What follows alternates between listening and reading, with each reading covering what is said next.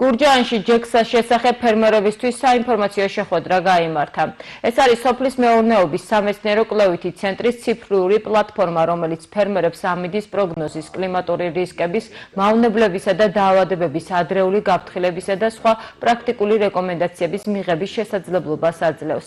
პლატფორმა შემუშავებული არის პროექტის მრავალმხრივი საფრთხეების ადრეული გაფრთხილებების სისტემის გაფართოება და კლიმატთან დაკავშირებული ინფორმაციის გამოყენება საქართველოში ფარგლებში, რომელსაც გაეროს განვითარების პროგრამა და სოფლის მეურნეობის სამეცნიერო კვლევითი ცენტრი ერთობლივად ახორციელებენ.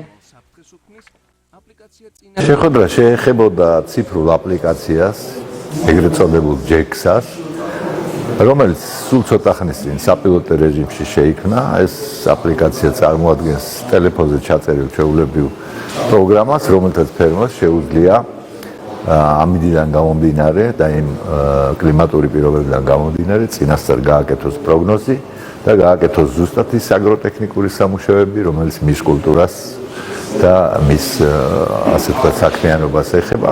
აგრომეტეოროლოგიური პლატფორმა JEX-ა, რომელიც შემუშავებულია UNDP-ის ორგანიზაციისა და გარემოსდაცვისა და სოფლის მეურნეობის სამინისტროს შესაბამისი უწყებების მიერ მისი მთავარი ფუნქცია დაეხმაროს ფერმერს გადაწყვეტილების მიღებაში.